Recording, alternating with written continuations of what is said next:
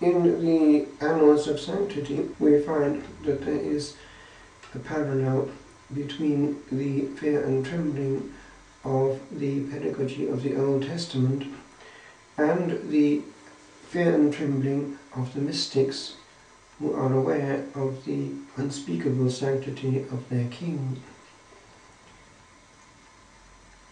In the case of some intimate friends of the Lord, they had their senses sharpened, the senses, that is, of the soul, whereas we have our ears dulled, as the Gospel mentions here, lest we should see or hear with these senses. They, by being purified, were able to have a gaze into the beyond.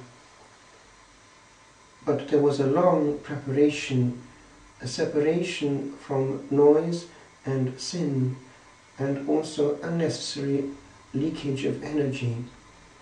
Hence, this going up to the mountain of God has been the experience of the Christian centuries also.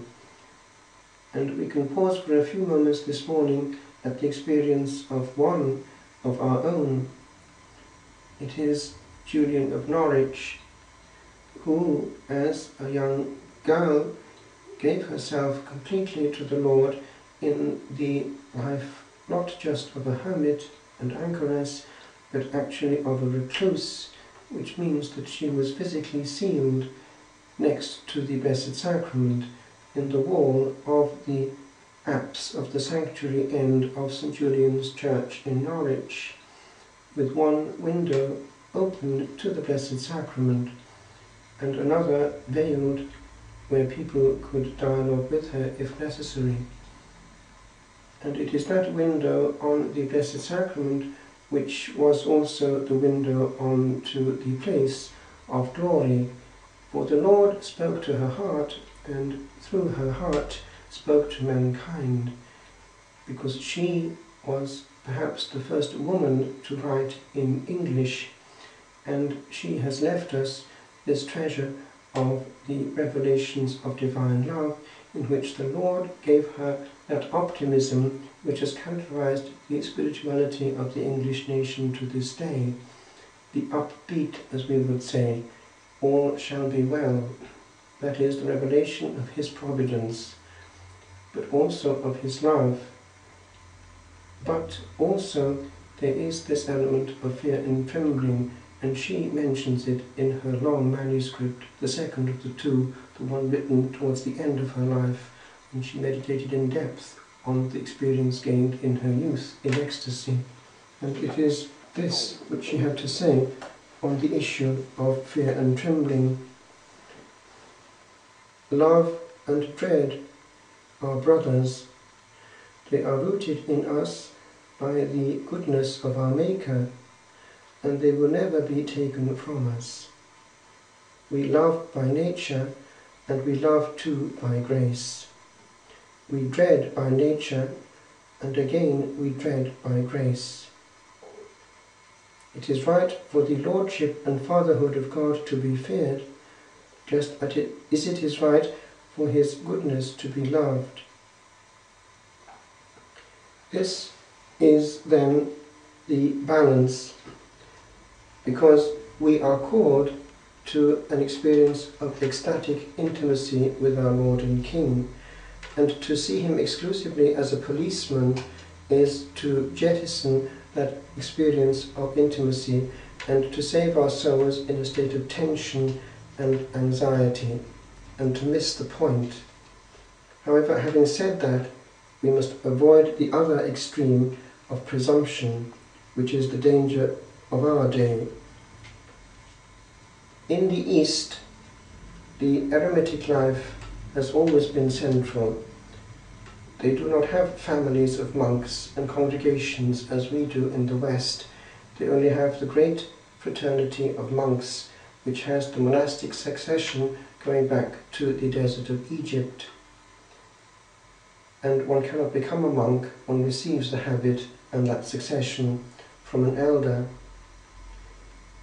All the heads of the church are taken from that succession because they are monks, because they are among the celibates, those who are ordained to the episcopacy. But their spirituality has remained pure and unchanged, and we have many testimonies to the extent to which they understood the holiness of God and perceived that fear and trembling was the correct attitude towards it. And therefore they have a whole system of physical preparation, much time, much fasting, much calmness, what we call hesychia, silence, at every level of the senses, calmed through long moments of being exposed to the Divine Majesty in church, and that of the interior senses, who then are able to listen to what God may be whispering when all the rest has been calmed. And they, in the East, have built places of quest on holy mountains. One is here, it's Meteora, and the word means meteors. They are monasteries built on perpendicular rocks right up in the heights of Greece, where monks for generations have felt that God demanded also physical separation from all that was not Him. And we have many examples of people over the centuries who have asked to be allowed to go not only to the monastery, but from the monastery to complete solitude. Because even in the West, that is also the object of the monastic life in St. Benedict, that there can be the going to the complete solitude of the desert after preparation in the monastery. In the East it has been there as well, and we have the example of a recent saint, canonized after the Vatican Council by Paul VI, Charbel MacClough. Here he is, and that picture is based on a miraculous picture, because he died and there was no picture of him. After years as a monk in community, he lived as a hermit in very cold and austere conditions on the top of a mountain, with only the Blessed Sacrament, because he was also a priest, to keep him company. And he died after a life of extreme penance, and immediately miracles started to happen. Still to this day, holy oil oozes from his body and cures people who come for healing.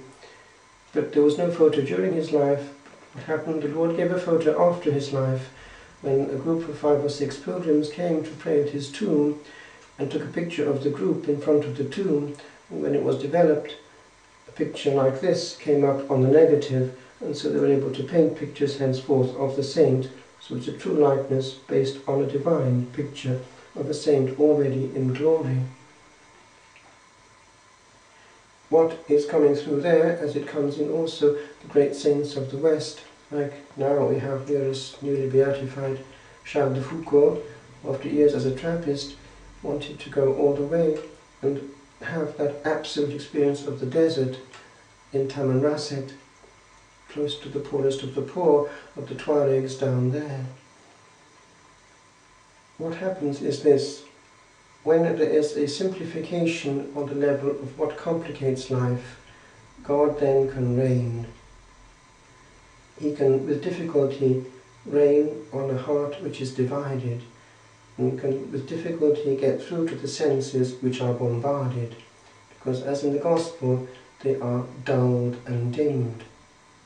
When there is no distraction, things are heard better.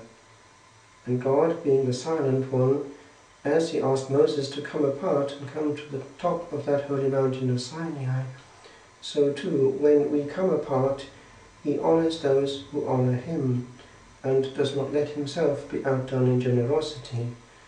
And so, when we are alone with him, he is free to make us aware that he loves us. And to be in love with love is the best thing that one can do and have in the short innings that one has here on earth. For in the last resort, everything else can wait.